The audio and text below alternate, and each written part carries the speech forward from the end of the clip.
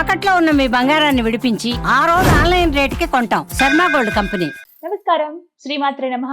Welcome to Suman TV. నేను గీతాంజలి. ప్రస్తుతం మనతో పాటు ఉన్నారు ప్రముఖ ఆధ్యాత్మికవేత్త శ్రీమతి డాక్టర్ భట్టిప్రోలు విజయలక్ష్మి గారు. వారితో మాట్లాడి శ్రావణ మాసం అనగానే మనకి ఎన్నో సందేహాలు వస్తూ ఉంటాయి. మరీ ముఖ్యంగా అమ్మవారి గురించి, అమ్మవారికి సమర్పించవలసినటువంటి నైవేద్యాలు కావచ్చు, ఆవిడకి పెట్టే వస్తువులు కావచ్చు, ఆవిడ అలంకరణ విషయంలో కావచ్చు, ఇలా ఎన్నో సందేహాలు. వాటన్నిటికీ వారి నుంచి సమాధానం మనం తెలుసుకుందాం. అమ్మ నమస్కారం. నమస్కారం గీత. ఎలా ఉన్నారు? బాగున్నాను. శ్రీమాత్రే నమః అని మొదలు పెట్టడం చాలా బాగుంది. సంతోషం. అందరికి శ్రీమాత ఆవిడే కదా. కరెక్ట్. అలా అలవాటు చేసుకున్నానమ్మా నేనైతే. మంచిది. ఎప్పుడైనా ఏమైనా రాసేటప్పుడు గానీ, ముందు ఎవరైనా పలకరించేటప్పుడు గానీ, కార్యక్రమం ప్రారంభించేటప్పుడు గానీ అమ్మయ్య అనుకుంటే అమ్మని నాన్నని ఇద్దరిని ఒకేసారి తలుచుకున్నట్టు. అంతేనా? ఆ శివుడు శివ ఇద్దరు. ఇద్దరిని. శివ శివ వారే కాబట్టి సృష్టికి మూలం వారే. వారి నుంచే అవును. ఎన్నో సందేహాలు ఈ శ్రావణ మాసానికి సంబంధించి గతంలో చేసిన వీడియోస్ మంచి ఆదరణ వచ్చింది. చాలా మంది ఎన్నో సందేహాలు అడుగుతున్నారు. అందులో భాగంగా ఇంట్లో ప్రధానంగా మహాలక్ష్మి నివాసం ఉండేటువంటి స్థానాలు ఏంటి, ఇవి తెలుసుకోవాలనుకుంటున్నాము అని అడిగారు. ఏం చెప్తారు? ఇంట్లో మహాలక్ష్మి మొట్టమొదట ఇల్లాలి రూపంలో ఉంటుంది. గృహలక్ష్మి ఇల్లాలి రూపంలో ఉంటుంది. ముందు ఇంట్లో ధాన్యం రూపంలో ఉంటుంది. సస్యలక్ష్మి, ధాన్యలక్ష్మి. ఇంట్లో ధనం రూపంలో ఉంటుంది. ధనలక్ష్మి. సంతాన రూపంలో ఉంటుంది. సంతాన లక్ష్మి. వారి విద్య రూపంలో ఉంటుంది. విద్యలక్ష్మి, విద్యాలక్ష్మి. అసలు లేనిదంటూ లేదు. వీరు సాధించినటువంటి అచీవ్మెంట్స్ రూపంలో ఉంటుంది. విజయలక్ష్మి. ఒకటే అని కాదు, వీళ్ళు ప్రతి దానిలోనూ లక్ష్మీదేవి ఉంటూనే ఉంటుంది. లక్ష్మి అంటే ఏంటంటే ఒక సర్వోన్నతమైన స్థితి. ఆ స్థితి ఎప్పుడు ఎవరు ఎక్కడ ఉంటారో అక్కడ. అంతేకాదు, మనుస్మృతిలో ఒకటి అంటారు, అందరూ మనుస్మృతి ఆడవాళ్ళని తక్కువ చేసింది అంటారు, కానీ చాలా తప్పది. పూర్తిగా చదవక లేకపోతే సంస్కృతంలోని అర్థాలని మనం అపార్థాలు చేసుకుని చెప్పినటువంటిది. ఎక్కడైతే నారీమణులు పూజింపబడతారో అక్కడే దేవతలు ఉంటారు. అక్కడ దేవతలు చక్కగా ఆనందంగా రమిస్తూ ఉంటారు. ఎక్కడైతే వీరిని ఏడిపిస్తారో అక్కడ ఎవరూ కూడా సుఖంగా ఉండరు, దేవతలు అక్కడ ఉండరు అని చెప్పింది. కనుక స్త్రీ ఉండాలంటే ఇంట్లో ఏంటి, ముందర స్త్రీ చక్కగా ఇంటి ఇల్లాలు ఎవరైతే ఉన్నదో ఆవిడ చక్కగా సంతోషంగా సుఖంగా ఆనందంగా ఉండాలి. ఇంకా ఇంట్లో వస్తువుల్లో గడపలో లక్ష్మి ఉంటుంది. అందుకే గడపకి పసుపు పూసి బొట్లు పెట్టి మనం పూజ చేస్తామా? ఖచ్చితంగా. పండగలు వచ్చాయంటే ముందు చేసే పని అదే. ఇంట్లోకి అడుగు పెట్టేటప్పుడు మొట్టమొదటి స్థానం గడప. ఆ గడపలో లక్ష్మీదేవి ఉంటుంది. కొంతమంది అయితే మంగళవారం లేకుంటే శుక్రవారం గడప పూజ కూడా చేస్తారు. గడప పూజ అసలు గడప లక్ష్మి వ్రతమో ఏదో గడప గౌరీ వ్రతమో వ్రతాలు కూడా ఉన్నాయి. ఆ విధంగా గడప అంటే ఫస్ట్ కాలు పెడుతూనే ఇంట్లో ఇల్లాల రూపంలో ఉన్నది, గడప రూపంలో ఉన్నది. అంతేకాదు పువ్వుల్లో ఉంటుంది, పాలల్లో ఉంటుంది. ఇంట్లో ఉన్న ధాన్య రాసులు, రకరకాల పప్పులు అన్ని పెట్టి చేర్చుకుంటాం కదా, వాటిల్లో లక్ష్మి ఉంటుంది. అందుకే అవి ఎప్పుడు అయిపోకూడదు. పూర్తిగా అయిపోయాక తెచ్చుకుంటాం అనకూడదు ఏ వస్తువుని, ముఖ్యంగా ధాన్యాల విషయంలో. కొంచెం ఉంచుకున్నప్పుడు తెచ్చుకోవాలి, ఎందుకంటే మొత్తం అయిపోయింది అన్నట్టు ఉండకూడదు. పసుపు కుంకుమల్లో ఉంటుంది, గంధంలో ఉంటుంది, సుగంధ ద్రవ్యాలన్నింటిలో ఉంటుంది. అందుకే పన్నీరు పెట్టి పూజ చేస్తాం అమ్మవారికి. వీటన్నిటిలో ఉంటుంది. అసలు ఇంకా అమ్మవారి విషయాల్లో అశ్వాల్లో ఉంటుంది. అందుకనే ఇంట్లో ఈ గుర్రాల బొమ్మలు పెట్టుకునేటటువంటి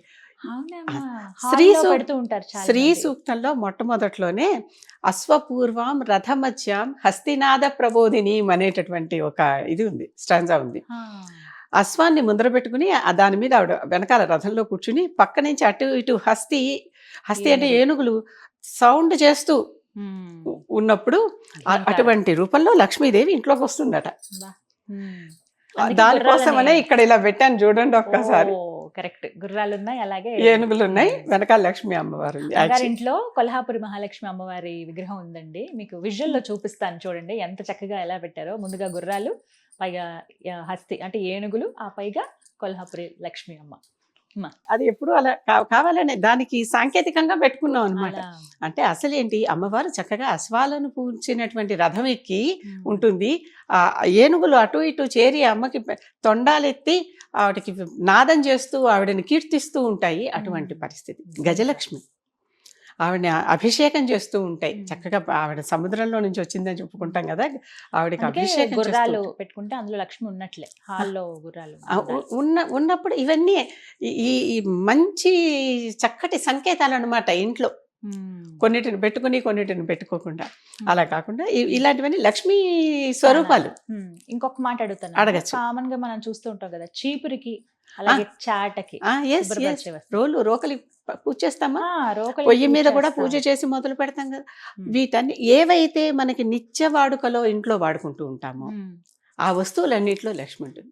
కొంతమంది అయితే చీపురికి ఇలా వస్త్రంలాగా అలంకరించి పూజ చేస్తారు కూడా. అంతేకాదు, లక్ష్మీ రూపంలో. అసలు ఆ చీపుని తొక్కకూడదు, ఆ. దాటకూడదు, అవునా, చాటను తన్నకూడదు.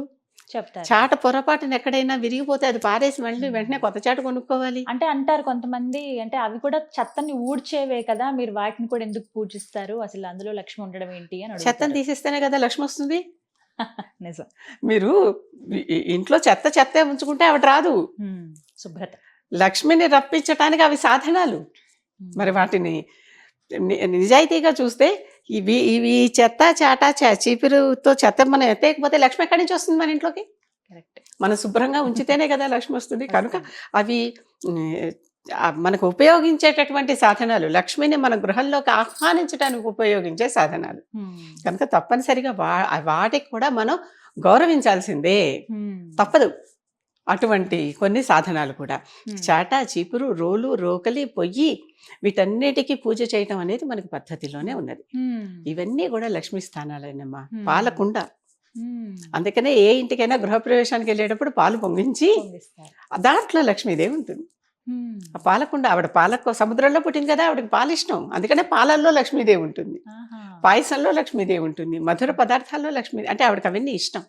ఆ ఇష్టమైనవి ఇచ్చినప్పుడు ఎవరికైనా సరే, మీకు కాఫీ ఇష్టం, నేను కాఫీ ఇస్తే ఇష్టపడతారు, లేదా టీ అంటే ఇష్టం, టీ ఇస్తే ఇష్టపడతారు, లేదా మీకు ఇంకొక కూల్ డ్రింక్ అంటే ఇష్టం. అంటే అవతల వాళ్ళని దేవతకి ఏది ఇష్టమో చూసుకుని ఆ ఇష్టమైనది మనం వాళ్ళకి ఇస్తే వాళ్ళు చక్కగా తొందరగా తృప్తి చెంది తొందరగా వరాలు ఇస్తారు. వరలక్ష్మి కదా అమ్మవారే. కనుక ఈ అన్ని వస్తువుల్లో అసలు ఇంట్లో సుగంధ ద్రవ్యాలు, పన్నీరు, జవ్వాది, పునుగు, వీటన్ని గంధం, వీటన్నింటిలో ఆ పసుపు, కుంకుమ, వీటన్నింటిలో అమ్మవారు స్థిర నివాసం ఉంటుంది. ఎలాంటి ఇల్లుని లక్ష్మీ అమ్మవారు ఇష్టపడుతుంది అసలు? ఇల్లు శుభ్రంగా ఉండాలి.